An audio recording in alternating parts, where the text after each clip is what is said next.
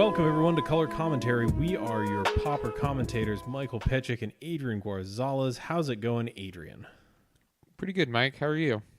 Doing all right.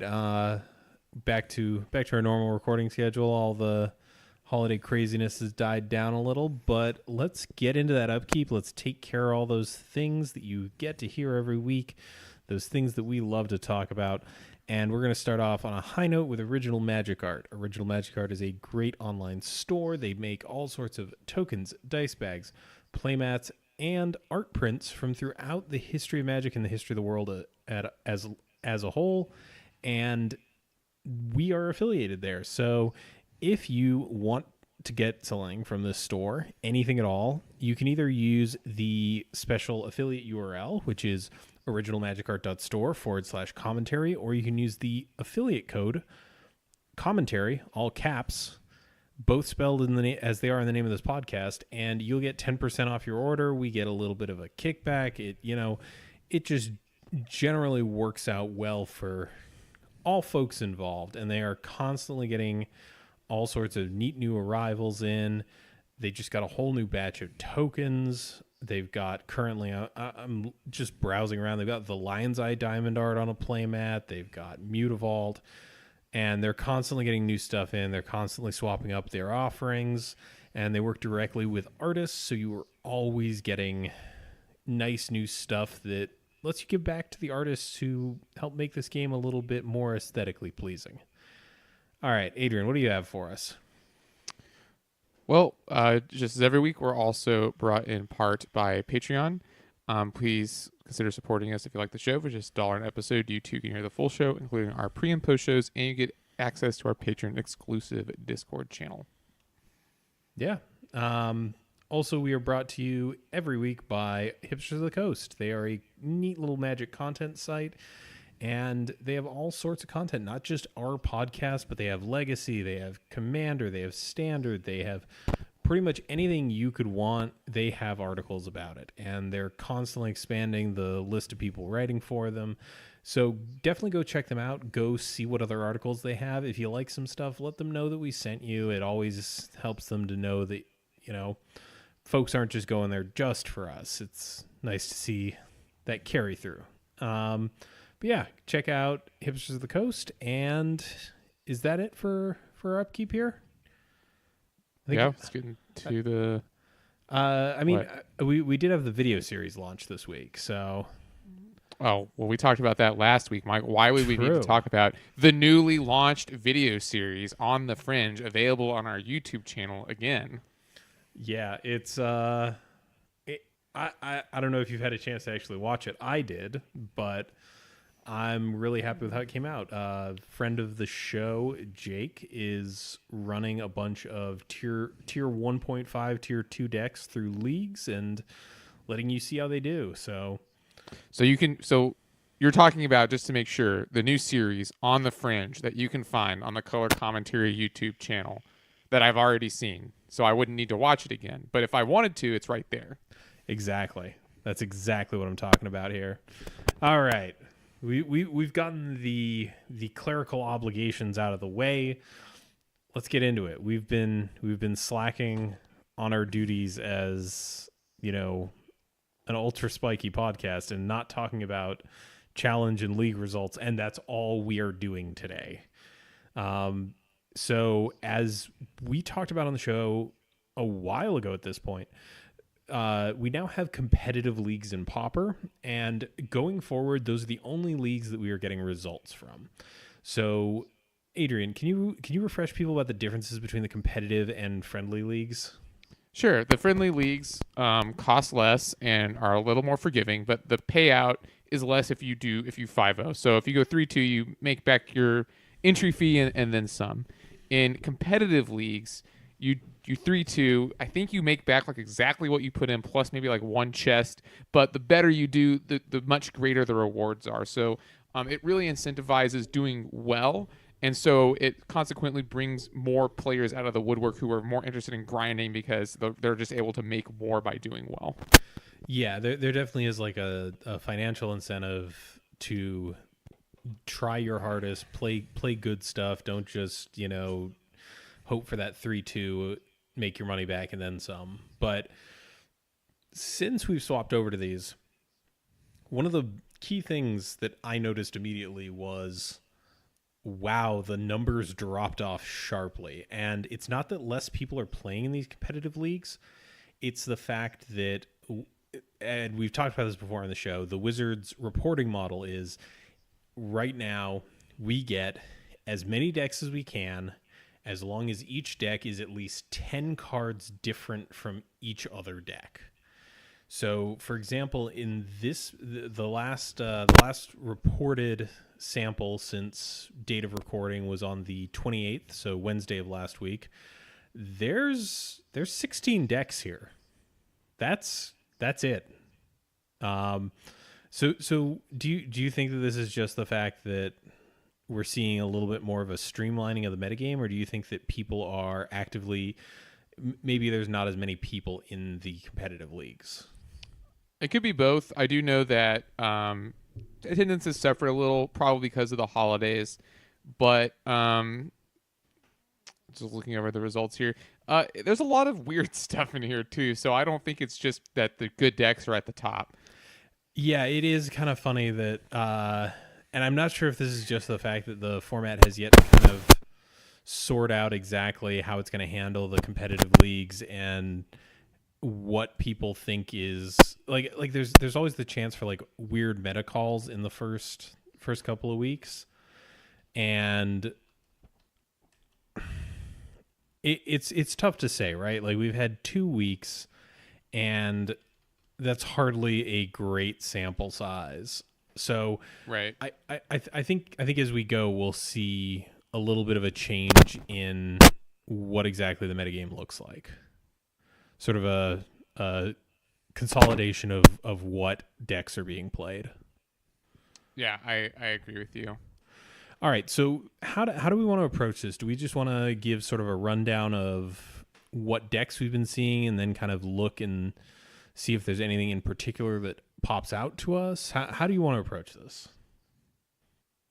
I think we should just take them on a case-by-case basis, the top scoring lists here, and then just say what we think. All right, so let's start with the league on the 28th. Or let's start with the first league, the one on the 21st. All right. We can start on the 21st. So this was the first reported competitive league. This is the first time that we actually got anything out of these leagues. And starting it off, Affinity, not dreadfully shocking to see this, although its numbers have waned recently. So what list are you looking at? Pauper League 2018 11 21. That's what I'm looking at. Maybe if I click on the link, it orders them differently. It orders them alphabetically when I click on the link. I was just looking at it from the other page. Okay, problem solved. Affinity. Yeah, I mean, this is a mainstay of the format, and it has been putting up a lot of numbers lately, so I'm glad to see 150 with it. Well, that's kind of the thing, isn't it? Like, how different do Affinity decks get? Like, do you really think even if like 10 people 5-0, you're going to see more than one deck? Yes, I think there are two distinct Affinity lists right now. There's the more traditional build, which is the Swarm with the 4/4s, but we've also seen a rise of the Disciple of the Vault. We saw that most recently in Jake's video, and some of our friends have been saying they've been seeing it as well. So that deck is, not as well widely played. It's definitely not a new deck. I've played it before in leagues. You might be able to find a video of that, but it is. I think that there are two different Affinity decks. One of them more all on the ATOG combo that plays Terrarian and cards like that and tries to get more draw steps, and then the more traditional build which plays the 4/4s. All right, so you think there's actually a 10 card difference there potentially? Because Disciple of Vaults, Terrarians. Give me just one more thing here. Ichor Wellspring and the other card that lets you sacrifice Perilous Research. There we go. All right. I just wanted some clarity for the folks at home. All right, so what we're seeing here, I guess, then, is the fact that the more traditional, less all-in version has managed to have some success this first week, and again, like, we kind of have this issue that there's an absence of proof regarding the other list, but didn't manage to put up a 5-0 this week. Then next we've got Blue Black Control, which is a nebulous thing at best, and this looks like this is your Forbidden Alchemy style deck. Although this one's getting a little bit spicy. I'm seeing 3 copies of Exhume in the main deck, which is kind of neat. It has 4 striped River Winders. It does also have 4 striped River Winders. That's a pretty solid payoff there. Also running a main deck Cartouche of Ambition. That's not really the usual from this list, is it? No, and 2 in the sideboard also. Yeah, I've definitely seen it as a sideboard in black decks that get to play big creatures because it can help that burn matchup if you can get them out quickly. But seeing it in the main deck... Oh, and actually, spicy include out of the side, 1 copy of Flood. What do you think this is in here for? I have no idea. Gurmag Angler? I mean, big creatures. I don't know what this person was thinking when they were like, yeah, I'm just going to stick Flood in my deck or anything, but...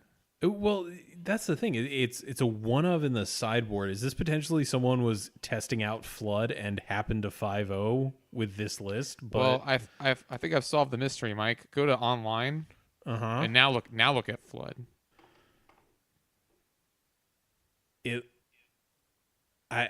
I don't know, dude. It's a sweet promo. Okay. All right. It's got sweet art. Yes. It also spiked. It used to be a cent, and now it is $1. So I don't know. I mean, I can't think of anything because the go wide decks are going to kind of outpace you in terms because this deck runs 8 islands and then it has 7 other lands that can produce blue. But I'm not really keen on leaving up 2 Dimir Aqueducts to activate this thing. I don't know. It seems I don't know either. It seems a little. Oh no! You know what it's good against? It's good against Tribe. Sure. Yeah. Actually, that is pretty reasonable. And in that case, I guess my only question is, I was thinking of like Quicksand or other cheap colorless options to interact with Tribe, but I guess this one is kind of difficult for them to deal with once it resolves. Okay, I could see that. I could see that. And also I'm noticing the one of Stinkweed Imp in the side. Kind of an interesting choice there to be able to fill up the graveyard a little bit quicker. Yeah. Definitely on the spicier side of things. And then immediately we are right back into the blue-black 1 and 2 drops deck. This is the Delver of Secrets, Gurmag Angler, bunch of free spells kind of thing. You surprised to see this deck have staying power? I mean, I definitely think when it first came out, we were both very impressed with it. We did a whole episode on it, but it kind of faded away for a minute there. I think it suffers from the same issue that Death Shadow does in Legacy, where when people are expecting it, it's not very good. Okay, so I think that it shares a lot of foibles with its Legacy brethren.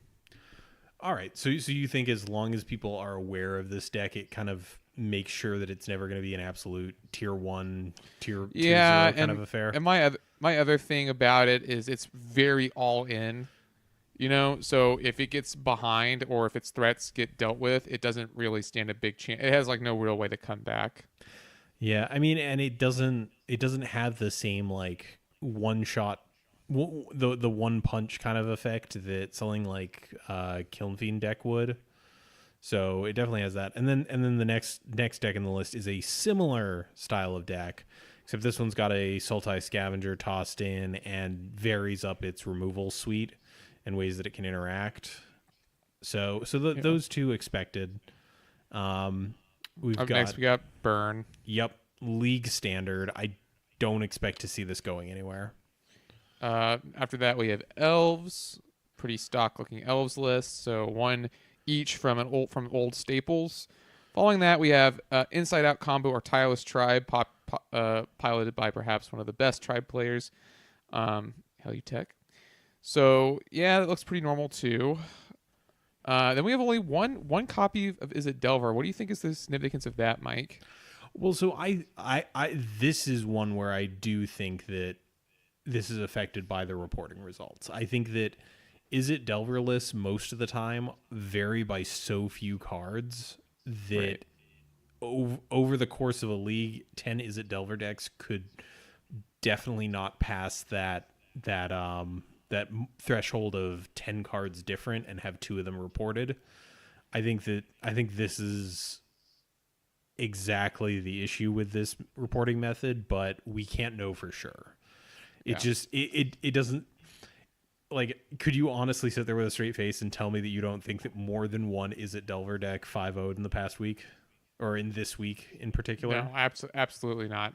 Yeah, and I'm not seeing anything in here that is particularly out of the usual. It's the good cards that deck gets to play. After that, Ooh, familiars? well, it's labeled just guide control, but yes, it is familiars. Yeah, this. I think this is the exact 75 that we covered on this show a while ago.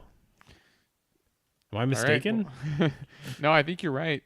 I think it has. I think it has a mountain where the other one didn't, but it's really literally just playing that for Hydroblast. So, yeah, it's familiars. It's a good deck if you can if you can pilot it. After that, we've got Kuldotha Boros. So now we're getting into some more of the I expect these decks. Mm-hmm. Boros, pretty normal Boros. It's not the bully or the weenie list or whatever folks are calling it these days. Oh, and speaking of that, we do have to cover Rags to Riches as soon as those results get posted, but unfortunately they're not out yet, so we're not able to cover it today, maybe next week. After that, we've got Mono Blue Delver. So again, just keeping in pace, we're looking at the usual suspects here. Nothing really unusual about this list. Followed up. I was going to say 4 Gut Shot in the board seems a little out of the usual, but not unexpected. This is the version that's playing like mutagenic growth and no Spire Golems anywhere in sight. So not the most traditional, but nothing revolutionary either. After that, we got a mono black list. Looks good. Yeah, this is your standard mono black deck, all right. It's got all of the usual culprits, and board looks pretty stock. The only thing I'd say that's interesting is I see 3 copies of Distress here, which is black for a sorcery. Target opponent reveals their hand. You discard a non-land from it. I like Distress quite a bit, actually. I guess what do you think?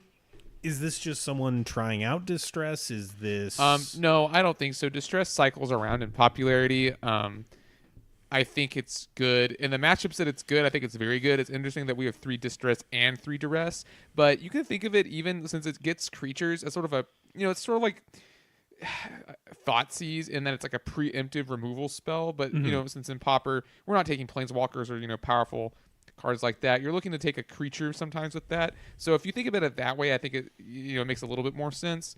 It's also, I think, very good in some of the grindier matchups, like versus Controller versus Tron, where maybe your edicts aren't very good. So you can just swap out your edicts for these cards and then take key cards from their hand with this. So I think it's a strong card. So I know we touched on it during our set review. Do you think this is a deck that can leverage Dimir Guildmage even as like a mono black list? That's really tough. So the problem with that, Mike, is that Dimir Guildmage costs 2 and its ability costs 4. So by the time you're able to activate it at sorcery speed, your opponent is probably already out of cards, unless it's a control mirror. So I guess I see what you're saying. You have to wait a lot longer for it to get good. Sure, I can definitely appreciate that. It's a trade-off, right? One is the spells are cheaper but less repeatable, and also I guess less interactable with outside of blue decks. So time will tell on that one. Next up, we've got mono black land destruction. Well, before we continue too far, I do want to talk. I do want to talk one more second about Dimir Guildmage. Maybe it's at home in like a blue black mid range list where it can leverage both abilities. All right, on to the next. Okay, I could definitely see that. Next deck up is mono black land destruction. Pretty typical for what we expect out of this. It's here to stay. I don't know why, but it is. Yeah, and remember, this is the first week of competitive leagues, so I wouldn't expect to see this every single week. This is definitely a deck that preys upon decks that are not prepared to play against it. And let's be honest, if you entered a competitive Pauper League, would you expect to see land destruction? No. Yeah. So this may just be the fact that, this is a deck that got in there first week, did its thing. People couldn't react to it. Next we have, and this, man, interesting choice. Do you see what this next deck has been named? I'm backspacing. One shot Kiln Fiend. Huh. Interesting choice there, MTG Goldfish. This is Blue-Red Blitz. This is... Oh, that's not what I would have expected this deck to be. I would have expected this to be the mono-red Soul Eater deck. Yeah, this is just Blue-Red Blitz. There's nothing that shocking here. Yeah, it's a bunch of free spells and stuff that benefits from free spells. It is playing Delver of Secrets again. I know this has been a thing which this deck has waffled back and forth on, whether it wants Delver, whether it wants Augur, but, 6 in one, half a dozen in the other.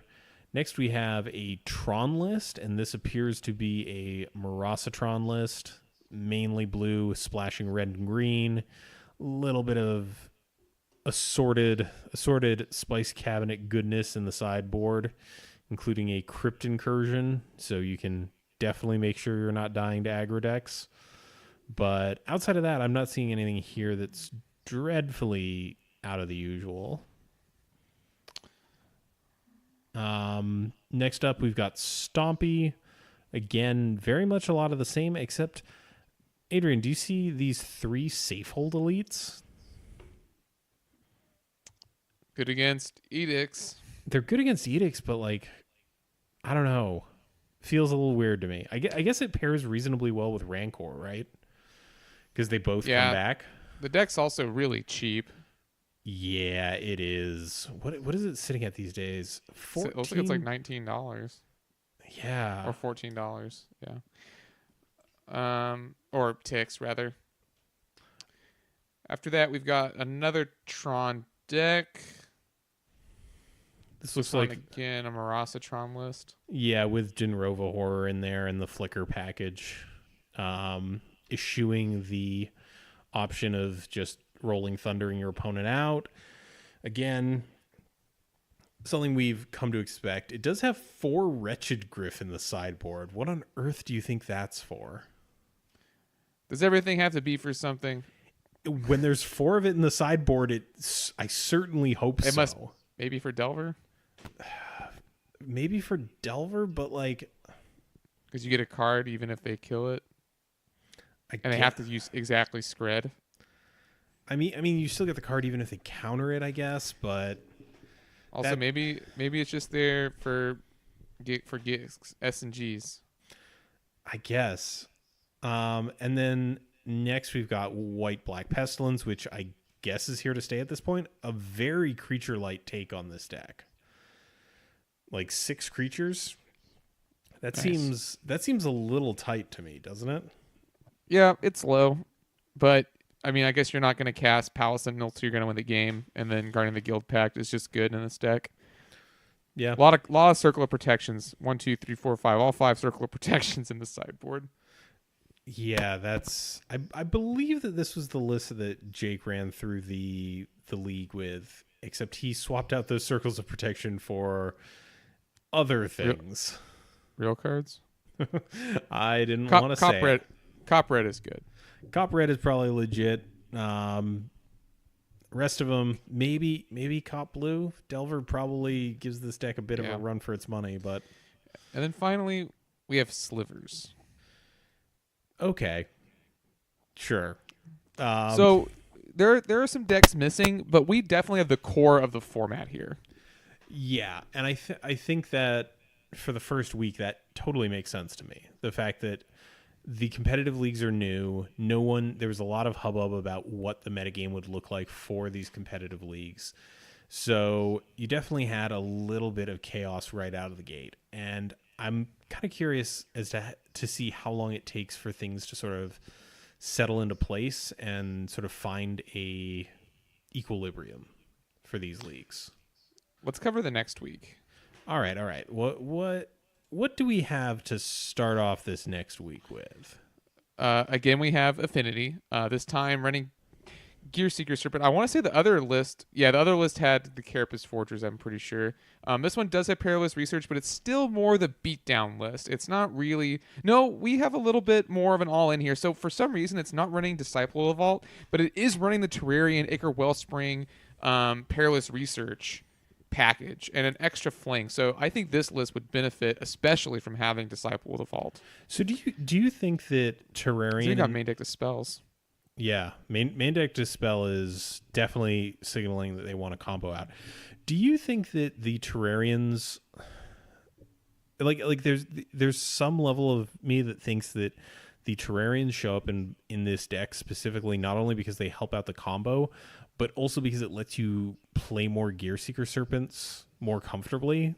So I guess in that regard, yes, but I think it's really there because it goes well with ATOG. I don't know. Terrarian's all right. It's just really good with ATOG. Yes, it is. Having access to another chromatic star effect is pretty solid. Following it again, we have the. Well, actually, this does not look like this is Ratlock. Forbidden Alchemy deck. This is Ratlock. All right, so already got two different archetypes on the same name. Yep. No big deal. Sorry, go ahead. I was just going to say, next up, we've got the Blue-Black Delver list. Again, this is the Gurmag Angler and Delver of Secrets, no Sultai Scavenger, low to the ground. We talked about this one already. It's got some slightly different card choices, but the game plan here is pretty much the same. After that, we have Blue-Red Control, which is actually just that, Blue-Red Control. Although, looking at this... Oh, okay. I guess it is a pretty different creature base. This isn't the Blue-Red Delver without Delver. Okay, so Augurs, Seagate Oracles, Archaeomancers, Mulldrifters, eventually set something up like a Capsize Lock or flickering a pair of Archaeomancers and a Lightning Bolt. Yeah, and then after that we've got Boggles, which I think was missing from the last list. It sure was. And... I guess. Do you think that Boggles does better or worse in a more competitive environment, one where there's a little bit more money on the line? I don't know, honestly. It's so linear, and there are very certain things you have to do to disrupt it. It's probably fine in both. Well, I was just thinking about like the fact that, as you mentioned, it is very linear. It's usually trying to resolve one threat and build on that threat. Do you think that there's any rationale behind the fact that this might be a deck that can 4-1 reasonably well, but then just has to run into one black deck and its whole day is ruined? Yeah, I see what you're saying. Yeah, that seems reasonable to me. Also, I can't believe you didn't notice that second to last spicy inclusion on I saw it. Their sideboard. It's got Fling in the sideboard for you know what, that beats Moment's Peace. This deck probably has a tough time against Moment's Peace also. I mean, I know it does. Most people would just run Flaring Pain, but Fling is good too. I mean, is there any other situation that Fling helps you get around? It lets you hit a creature, but I think Flaring Pain's honestly probably better because you don't lose the creature if they counter it, and Flaring Pain also has flashback. Yeah. Maybe this is somewhat a consideration against I'm gonna blank on it. Prismatic Strands, because that's true. Well, Flaring Pain gets around that too. You're right, it does. I mean, and it's it lets you kill Affinity in response to them flinging an ATOG at you. Oh, there you go. Next level them with the fling in response to fling with your own fling. I guess I could kind of see that. But yeah, it's not like this deck is wanting for ways to get trample. So, it seems like a little bit of a funky include, but I see where it's coming from. Next, we have Elves. Again, this deck is good. Play it. It's a completely fine deck to play. Inside Out combo. This is looking pretty identical to the last one as well. Yeah, it's the same player too. Mm-hmm. Is it Delver? Again, same old. Yep. Koldatha Boros. Nothing super fancy here. A couple of tweaks, but nothing really I don't think worth mentioning. Mono Blue Delver, same deal. Yep. Rainbow Tron is the Stonehorde Dignitary version. I don't think either of our other ones were this. No, this is a new one. So yeah, the Infinite Fogs version of it. Fog, Frog, Dredge, Lock. Actually, this might be the reason why Fling is in there. Because Stonehorn Dignitary skips a combat phase instead of preventing combat damage. So dang, Mike, you sure are smart. I mean, we did kind of have this one handed to us, but I'll take the credit where I can. But yeah, this is, it's a Tron deck. It does Tron things. And again, another copy of Gutshot in a place where I'm a little surprised to see it, but I guess you got to deal with tribes somehow, right? Yeah. Following that, we have Red White Weenie or Boros. Is this Boros Bully? I have no idea. I can't keep up with all these names. I've only ever seen it as Red White Weenie. All right. Well, here it is. It functions kind of similarly to Boros, except we talked about this on the show. It just ditches the artifact plan in favor of Seeker of the Way, and in this case, Squadron Hawks and Sacred Cat. And it also gets to run Faithless Looting and a bunch of graveyard flashback effects. This deck's really cool. Yeah, it's a neat take on a familiar concept. So right, I like this. I like this deck a lot. Yeah, we've got Stompy coming in again. This one not running Safehold Elite. Also not running any Vault Scourges, which has been a mainstay of this deck for a while. Instead playing Basking Arutawala and Wild Mongrel. So a bit of an older take on the list. Also playing Bone Splitter. I think that the deck has played Bone Splitter in the... Well, I guess that's like Rancor 5 and 6. Yeah, it's definitely not like an every time inclusion. I've definitely seen it before because it makes sense. It's a similar... Once it resolves, it's similar to Rancor and how it works. You just pay 1 mana, put it on a thing, make it bigger. Also, let's get to the next list. I'm over Stompy. The next list is an ATOG combo deck. It's called Uberg, but it is another affinity list. And let's see. Oh, this is sweet. 4 Disciple of the Vaults, 4 ATOGs, 4 Ethereum Sculptors, and 4 Mirror Enforcers. I actually don't know how I feel about Mirror Enforcer. I think Frogmite might... I mean, Mirror Enforcer is beefier, sure, but Frogmite lets you play the artifact faster. Then we got the 2 Flings, only 1 copy Peerless Research, of course, all 4 copies of Thoughtcast.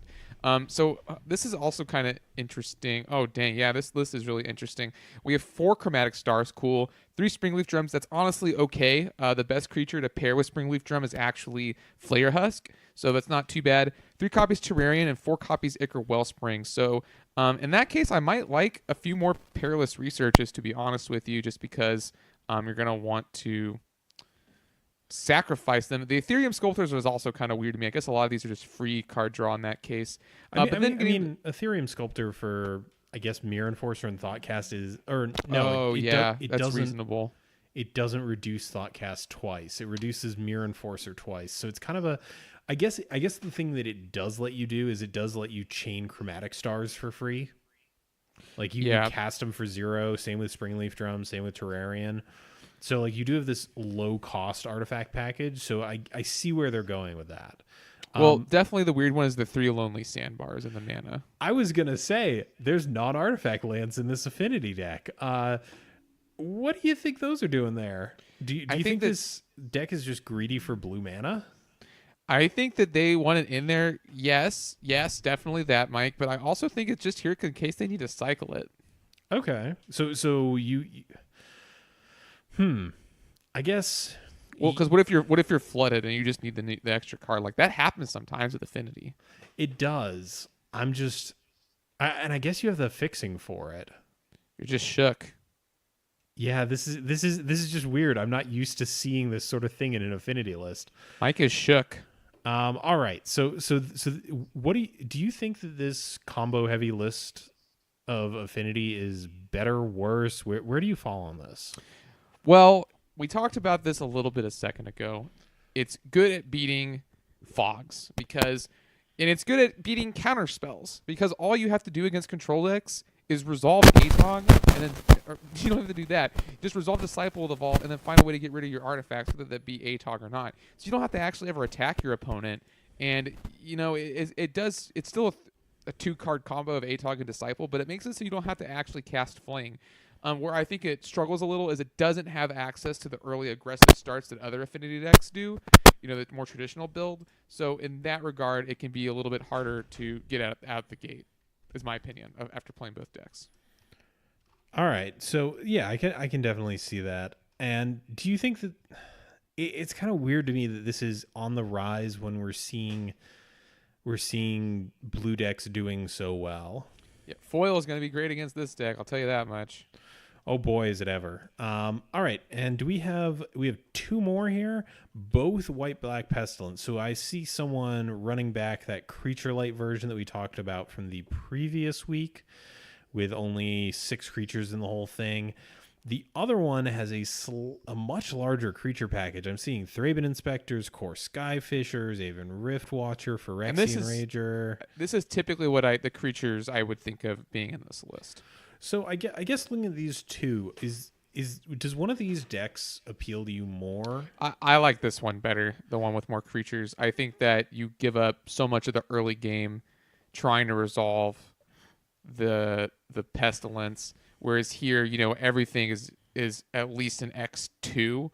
So you still have those one-off activations on pestilence even after you have a creature on the board. The other one, there are scenarios where they could get rid of your creature and you just wouldn't lose the pestilence. Whereas with this, I think that risk is very much mitigated. Yeah, I mean, it is very difficult historically to deal with Guardian of the Guild Pact, so I can kind of see where the other one's coming from. Like, don't present the opportunity for your opponent to kind of get your pestilence off the board for free. And I can appreciate that. Again, though, this is the list running a whopping 7 circles of protection out of the board.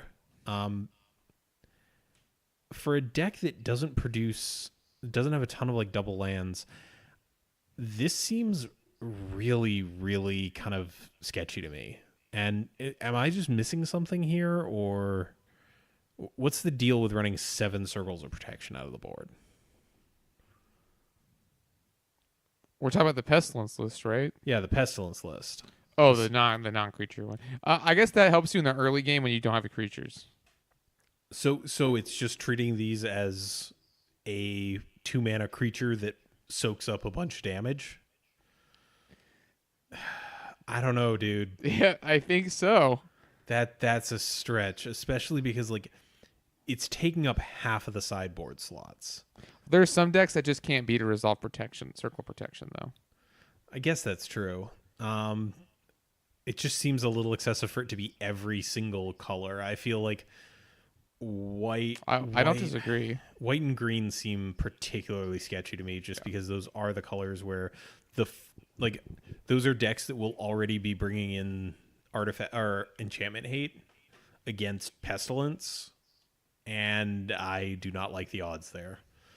Yeah. All right, so that's those are the 2 leagues that we've gotten results from so far. Yeah.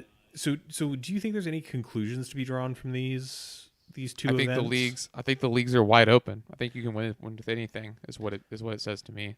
Yeah, I think we have yet to see, like, a lot of people were, I think, incorrectly worried that like this was going to boil the format down to 3 decks. I think like that was an oversimplification of the argument. I think that the same archetypes that were successful in friendlies can be seen here. You of course have one-offs like Affinity or Boggles, or 2-offs in one case. But really, this is still a Gush, Tron, Monarch format, and I don't think that's going to change anytime soon. Yeah, I think we're just seeing like a little bit of refinement. We're seeing less of the kind of really out there decks, but we're not seeing stuff like I would not have expected to see multiple black-white pestilence decks in the first few weeks.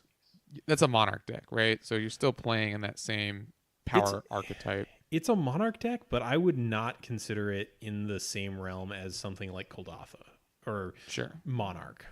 Like the Boros Monarch archetype. I think that's just generally a better deck. So I guess I'm just kind of shocked, even with the addition of Monarch, that this is putting up the numbers it is. But it's good. It's good to see this variety. It's good to see, I was not on board with the whole like it's going to be 3 decks and that's going to be it. But I'm glad to see that I'm glad to be proven right.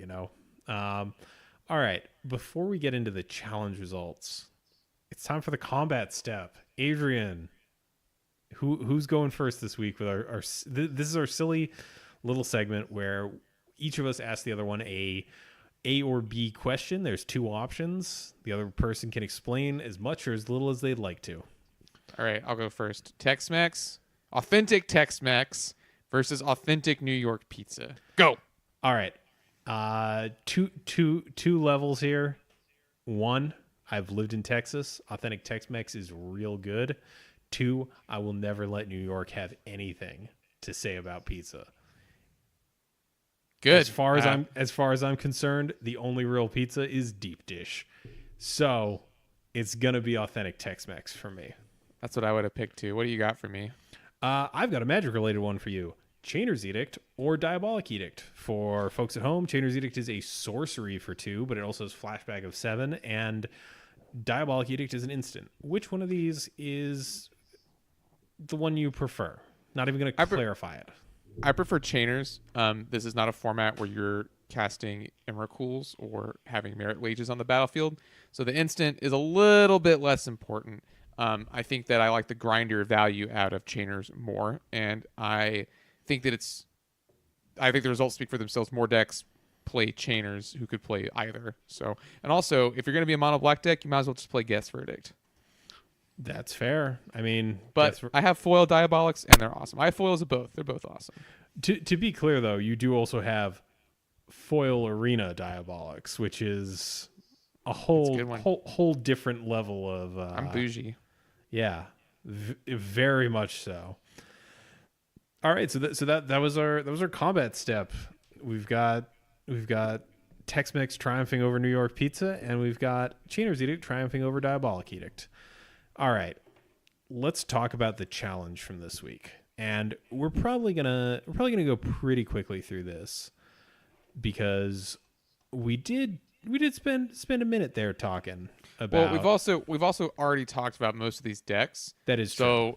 So we also did countless episodes on these decks. So yeah. we'll keep.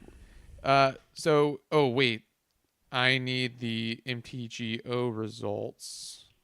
Again, I thought I still had them up, but I do not. Nope, here it is. All right, in first place, we have Dinrova Tron. Yep. It's a good deck. I don't know what else to say about that. A couple things we could talk about. The first is that it is running Quicksand. The second, it is running Painted Bluffs over Unknown Shores. Thoughts? Painted Bluffs, I'm going to go with a strictly worse choice than the Oath of the Gatewatch Unknown Shores. And Quicksand, you got to be able to beat Tribe. Yeah. Like there's no excuse at this point, and Serrated Arrows is not a realistic answer sometimes. And it's the same player, so we still have the 4 Wretched Griffs in the sideboard. There we go. All right, next one. We've got someone who has a very good Mitgo handle, Condescend, and this is blue-black 1 and 2 drops. Yep. So already we see the Tron deck, the Gush deck, and in third place we have the Monarch deck. Oh wow, it's like you planned that. Oh, beautiful. I pay attention. Gaul ran Boros Monarch. This is just straight Monarch. up Boros Monarch. Nothing super spicy here. In fourth place, we have we're really hitting all the highlights today. We have the red white weenie list with the dump stuff in the graveyard, cathartic looting, faithless looting, that sort of thing. All right, going further, we've got mono red. We've got red deck wins. That is a little surprising to me. Yeah, I was gonna say, and interestingly, it's playing a Reckless Abandon, which a lot of people know as almost Goblin Grenade, but I think in this list it's actually probably better than Goblin Grenade because a decent chunk of this is not goblins. Right. This was wrongly classified on MTG Goldfish as goblins, and it does share a lot of cards, but it is not actually goblins. Goblins is almost a grindy deck in this format. Yeah, Goblins definitely has the ability to grind. It definitely, one of its big benefits is the fact that it runs 8 copies of Goblin Sledder in Goblin Sledder and Maw Grader, and those kind of let you invalidate your opponent's removal, especially removal with upside. Like, if you have one of those on the board, your opponent can never resolve, for example, a capsize. Back in the day, it was really great when Tendrils of Corruption was a way that Mono Black would get a bunch of its life total back against aggro decks. It was really, really good at blanking that card.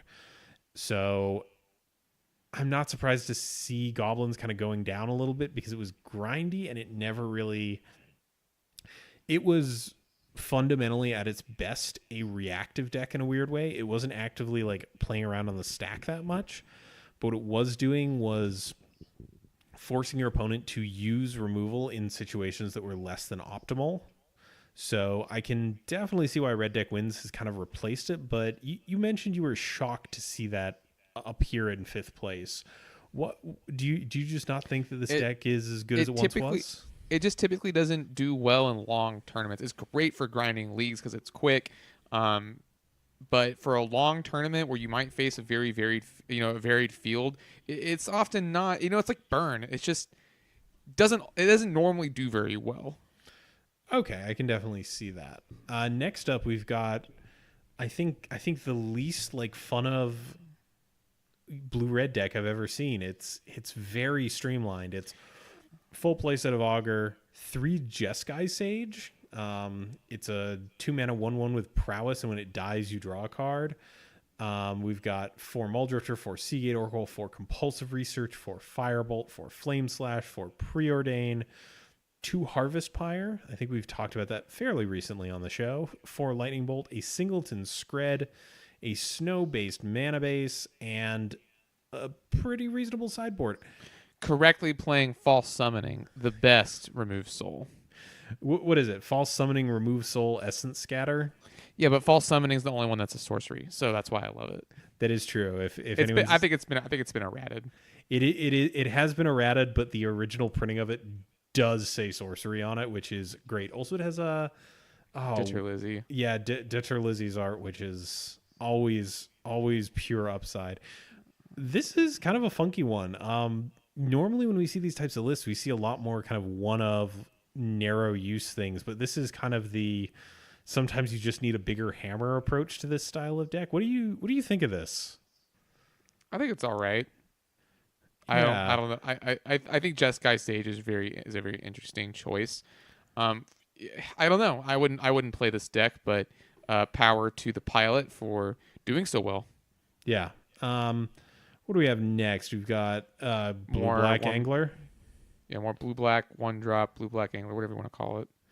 In 8th place, we've got Mono-White Heroic putting in a showing. I don't think that list was on either of the challenges we just looked at either. So, interesting. Yeah. I think I'm actually kind of shocked to see it in 8th place in a challenge, longer format environment. Versus, because this kind of in my mind fits in the same area as Red Deck Wins, as it definitely has some matchups that it really doesn't want to see. So the longer it's kind of exposed to the elements, the higher the chance it has of running into one of those bad matchups. But Pilot managed to get to an 8th place finish with it. This looks pretty much like how I'd expect this deck to be built. I'm not seeing anything out of the usual. Then we've got... Yeah. Oh, now you're going to 9th place. Yeah, I'm looking. This is another Tron deck. I'm looking to see if there's anything spicy. It looks like no one played Affinity in this challenge. Oh no, here it is. 30th place. 30th place. And it's half. That. Yeah, there's actually nothing really that spicy in this challenge or in the list here. All right. So out of curiosity, out of these top 32 decks, how many of them do you think were playing Gush? I don't know. Is there a quick way for me to determine that? I'm going to guess a third of them.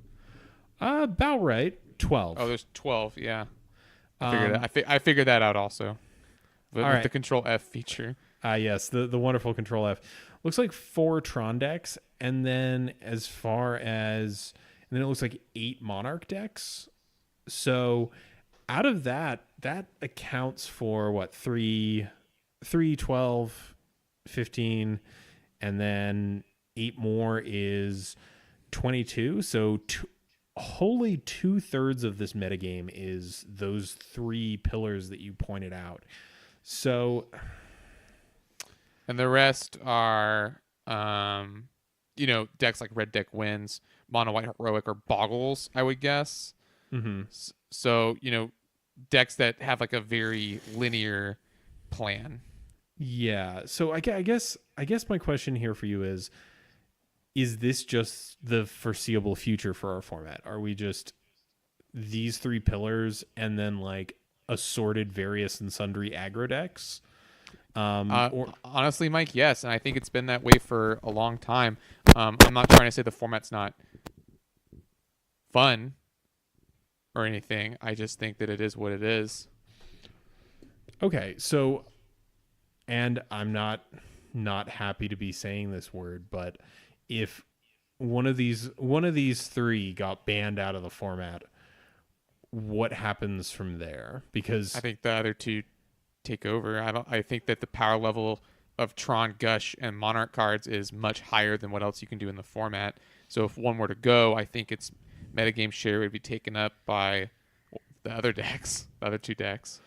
Okay, so basically it would just be cannibalized by these other like tier 0 kind of strategies. Yeah, that's my opinion. All right, I can definitely see that. So yeah, not the spiciest of challenges, and certainly a lot of the usual suspects. But I think the metagame's in a good place. Can we say it's definitely stable? Yeah, I think that's a good way to put it. And with the upcoming release of UMA this week, in fact, we've got Fire and Ice and Foil headed to the format in terms of blue cards. And anything else that I am forgetting here that people are expecting to make a huge hit? No. I think those are the two big ones. People have their pet cards, but I think those are the two big ones. Sure. I don't know. I'm sure we'll see someone try and get there with Mona the Unhallowed. Yeah, that's the card I was thinking of also. It's just so perfectly medium. I think that's the thing about that card is it's just perfectly medium, and it's immediately the thing that pops in your mind. You're just like, what's a card that is reasonable and limited, but will never probably see a 5/0 in pauper, and that's it. All right, so that was our breakdown of the last 2 weeks worth of leagues and the last challenge this past weekend. I think that's going to be it for this week. Adrian, do you have anything else for the folks, or are you going to take us on out? I'm going to take us out as soon as I remember where I stashed the show notes. I got to cycle between a lot of windows. Here we go. Well, thank you everyone for joining us today. Always a pleasure. This podcast is, as always, brought to you by the support of our Patreons or patrons, including wow, I can't talk. If they've been valiant, please consider supporting us just like them if you like the show. You can check below this video or the description of this podcast for details on where to find us. We'd like to remind you, if you listen to this on the platform with reviews, they're always appreciated as they boost our visibility. If you've got a deck list or an idea for a topic, you can contact us either via our website or you can email us directly at colorcommentary@gmail.com. Special thanks to my LGS Pat's Games and Mike's LGS JP Comics, and of course L. You can find our theme song Quantitative and other great tracks over at soundcloud.net/ELLELLELL. Till next week, this is Adrian and Mike, and we are signing off for Color Commentary.